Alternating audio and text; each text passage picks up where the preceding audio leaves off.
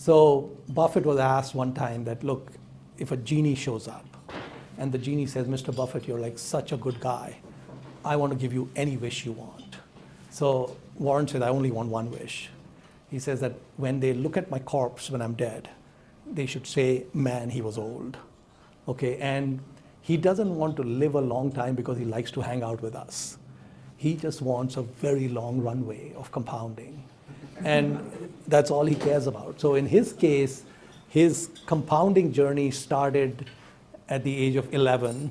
Warren had, I think by 12 or 13, he had figured out the rule of 72 and compounding and all of that. And so now, you know, he was born in 1930 and he just turned 93. So he's been running that compounding engine for 82 years. He ended up the richest person in the world quite a while back, but he's been giving away a lot of his money, you know, gives away 5% of the total for quite a few years that's been going on.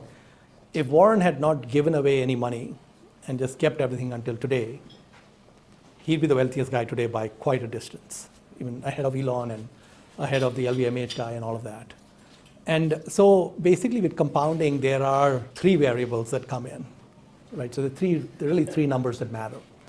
It's the starting amount. You know, we saw the starting amount with the Indians and with Queen Isabella and so on. It's the length of the runway, right? And it's the rate of return. And these three are interchangeable. So what I mean by that is that if I had 10 years and a 7% return, or if I had 7 years and a 10% return, the end number is the same in both cases because of the rule of 72. So you can interchange the rate of return with the duration, and you can get back and forth on that. So basically, if you have a very long runway, you know, like Isabella or the Indians and so on, then obviously very small amounts to start with, and even relatively small rates of return ends up with a large number. But if you take a normal human lifetime, our lifetimes, you know, we start at, let's say, 18 or 20 or 22, and we go till 80 or 90 or 100, you get a 60 to 80 year runway. That's a good size, because if you take the S&P, which has done about 9% a year for the last 100 years, basically 72 divided by 9 is 8, right? So if you're in the S&P, we are doubling every 8 years, right? And what that means is that if you have a 60-year runway, then, you know, it's like 7.5 doubles. It's all about the number of doubles, you know, that's all that matters here. So 7 doubles is 128, you know, and 8 doubles is 256. So 7.5, maybe like 150. So whatever you start with, you have 150x that where you end with. But since you're adding to your savings every year, that number keeps increasing. So basically, it would dwarf, in many cases, what might be a great exit at some point in your business, because the exit might come when you're 50 or something, reduced runway time, whereas the savings have been going on for 30 years. So basically, the game, and I think why do people not end up ultra wealthy, is they get in their own way. You know, so Charlie Munger, Warren Buffett's partner, one of his best quotes is, never interrupt compounding unnecessarily.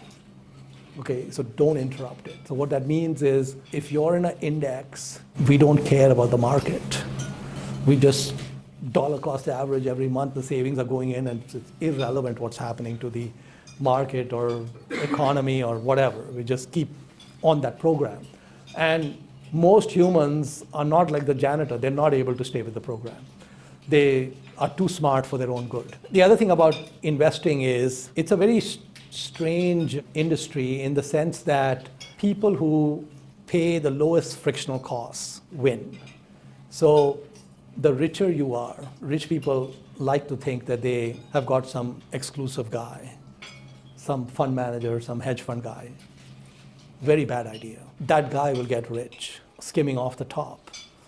And if you bought the Vanguard, you know, S&P ETF, your frictional costs are like 5 basis points a year, 0.05%. If you're at some hedge fund or something, it's like 1 and 20, 2 and 20 or something. Most of them after fees are going to be behind the S&P.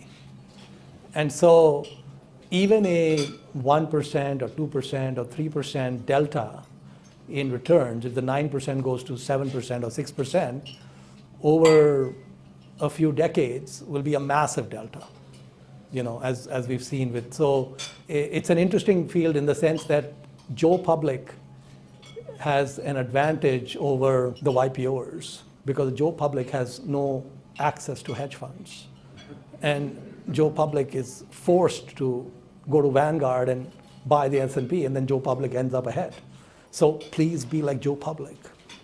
But the other thing is that, don't be like Joe Public, where Joe Public leaves his job and goes to Hawaii on a vacation with the 401k before starting the next job. Don't do that. Never interrupt compounding unnecessarily. When I started my first business, I was 25. I pulled 30,000 from my 401k. That worked out in the sense that, in the end, the exits and all were fine. Generally speaking, taking those tax-deferred assets into consumption is not a good idea, not to mention the penalties and all of that. So that's my message to you, is basically keep it simple.